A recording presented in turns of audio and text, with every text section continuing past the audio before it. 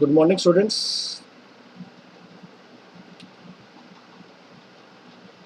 जैसा कि आप जानते हैं कि बेसिक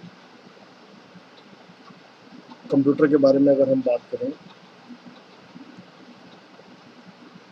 तो आज हम आपको कंप्यूटर की डेफिनेशन के बारे में बताएंगे। जैसे कि आपकी मैडम ने आपको पहले बताया था कि computer is an electronic machine. लेकिन बच्चों, घर में बहुत सारी ऐसी अप्लायंसेस होते हैं जो बिजली से चलते हैं, तो वो सभी कंप्यूटर नहीं होते। हर व्यक्ति के लिए उसके काम के अनुसार कंप्यूटर की परिभाषा भी अलग अलग होगी।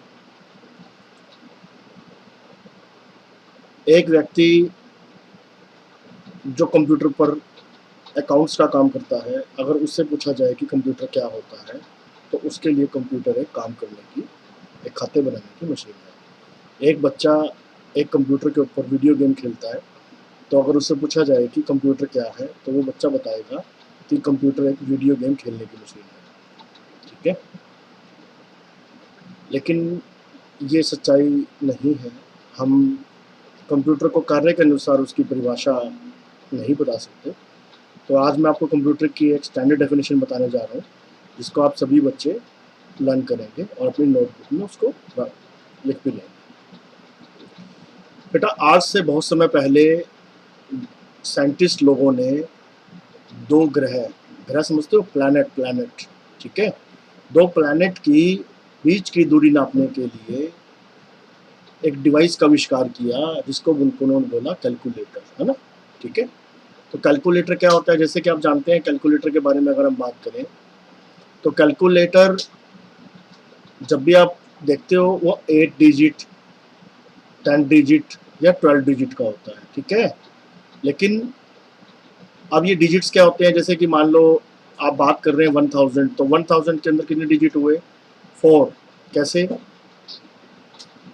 Once, 10, 100 and 1000। ठीक है, तो अभी दो प्लैनेट के बीच में जो कैलकुलेशन थी वो 10 डिजिट और 12 डिजिट से भी क्या थी, ज़्यादा थी।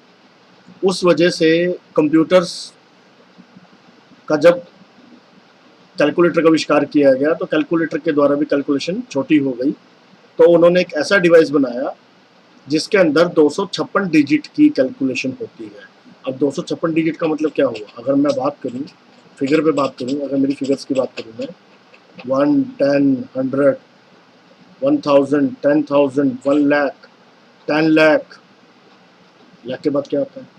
1 करोड़, 10 करोड़, है ना। ठीक है, उसके बाद जो भी आएगा, मिलियन, ट्रिलियन, बिलियन, जो भी है, आप कितना कैलकुलेट कर लो, वो आपका 15 डिजिट तक आपको पता है मैक्सिमम। अभी वो कितने डिजिट तक कैलकुलेशन कर सकता है कंप्यूटर? 256 डिजिट तक क्या कर सकता है? कैलकुलेशन कर सकता है। तो ग्रेट कैलकुलेशन, है ना। तो अभी उसे कैलकुलेटर कहना एक बहुत बड़ी बेवकूफ़ी थी। तो उसे कैलकुलेटर कहने के बजाय बच्चों क्या बोला गया? कंप्यूटर। ठीक है, जैसे कि इसका नाम बता रहा है। वर्ब की फॉर्म आपको मैडम ने करवाई होंगी ना। ठीक है, तो वर्ब की फॉर्म के अनुसार अगर हम बात करें कंप्यूटर, कंप्यूटस्ट, है ना। ठीक है, तो कंप्यूटर का मीन्स होता है गणना करना, है ना। कंप्यूटर का मतलब गणना करने वाला। ओके, तो what is computer? Computer is a calculating machine. ठीक है जी। तो आज के बाद आपसे अगर कोई भी पूछेगा कि कंप्यूटर क्या होता है, तो आपने computer is an electronic machine कहने की बजाय आपने क्या बोलना है कि कंप्यूटर एक कैलकुलेटिंग मशीन है, कंप्यूटर कैलकुलेटिंग डिवाइस है। ठीक है, इलेक्ट्रॉनिक डिवाइस तो ये है, लेकिन जो उसका काम है, वो मेन इसका जो वर्क है वो क्या है? It is a calculating machine. ठीक है, अब इसके अलावा मैं आपको बताऊंगा कि कंप्यूटर के अंदर और क्या क्या डेफिनेशन बन सकती हैं। तो कंप्यूटर के अगर हम स्ट्रक्चर के बारे में बात करें, तो कंप्यूटर किस प्रकार काम करता है? अभी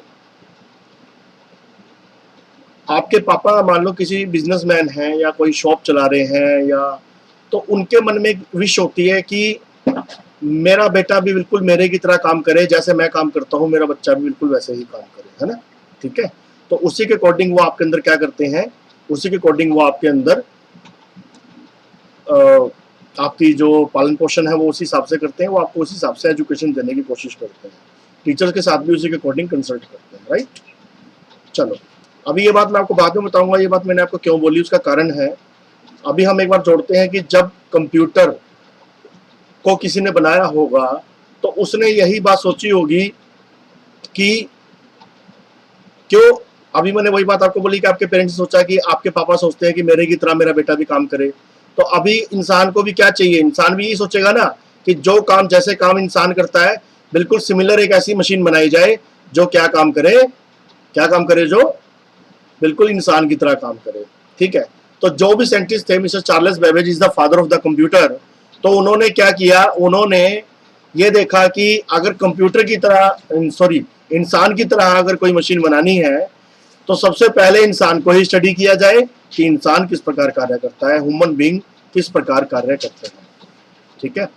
तो उन्होंने क्या किया, ह्यूमन बीइंग को रिसर्च किया, तो यह देखा गया कि इंसान मुंह से बोलता है, ह्यूमन बीइंग मुंह से बोलता है, ठीक है। और उसके बाद में उसके ईयर, उसकी नोज, उसके जो आईज या उसकी जो स्किन है, सेंसिंग ऑर्गन होते हैं, उनके द्वारा कोई भी डिवाइस, कोई भी सिग्नल क्या हो सकता है, इनपुट हो सकता है। अब सिग्नल इनपुट होने से क्या मतलब है, कंप्यूटर के अंदर कोई भी जानकारी इंफॉर्मेशन के रूप में जाती है जिसको हम क्या बोलते हैं, डाटा। तो डाटा को हम क्या बोलेंगे, collection of information is called data, means सूचनाओं को इकट्ठा करना डाटा कहलाता है, right.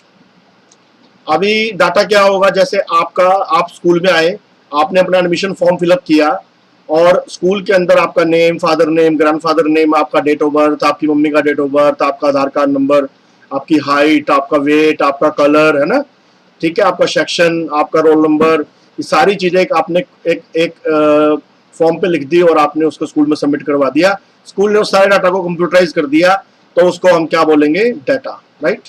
Means raw material, means raw information को एक वैल्यूएबल इंफॉर्मेशन में क्या कर दिया बेटा, चेंज कर दिया, ओके। तो इस प्रकार वैल्यूएबल इंफॉर्मेशन में चेंज करेंगे तो वो काम, वो इंफॉर्मेशन को कंप्यूटर में क्या करना पड़ेगा, इनपुट करवाना पड़ेगा।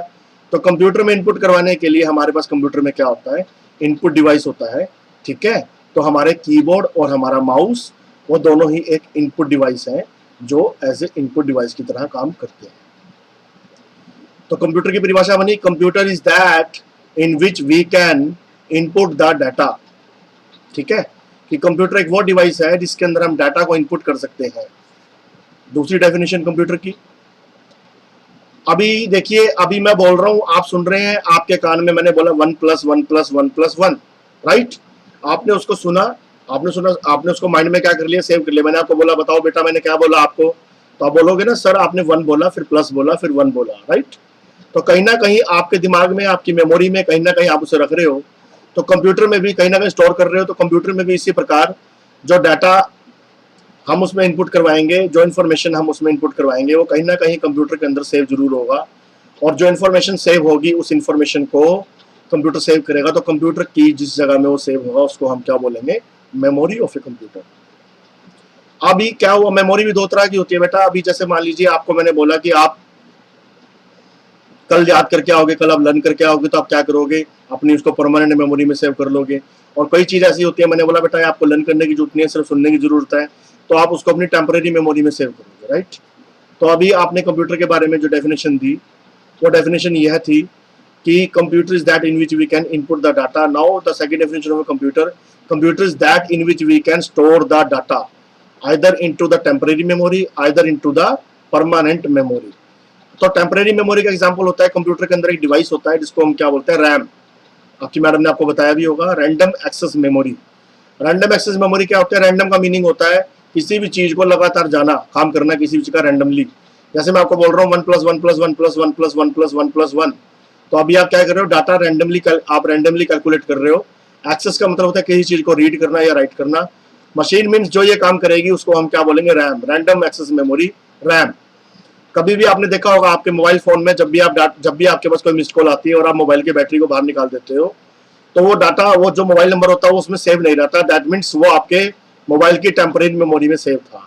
लेकिन जैसे ही वो उस नंबर को अगर आप अपने फोन की मेमोरी में क्या कर लेते हो, सेव कर लेते हो, तो वो कौन सी मेमोरी होती है, आपकी परमानेंट मेमोरी होती है, जिसके अंदर आपने डाटा को क्या कर लिया, सेव कर लिया। राइट।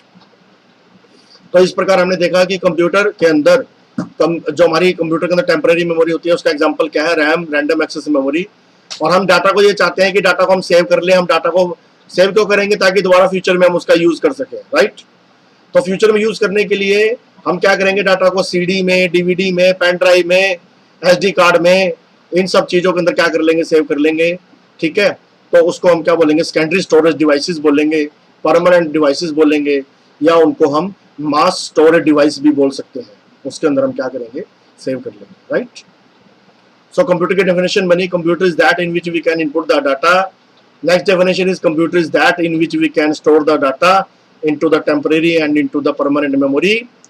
So अभी बात चल रही थी कि अभी हम लोग सुनते हैं, मैं आपको बोल रहा था कि आप कैलकुलेशन कीजिए 1 + 1 + 1 + 1। आपने क्या किया, उसको माइंड में डाला 1 + 1 + 1 को।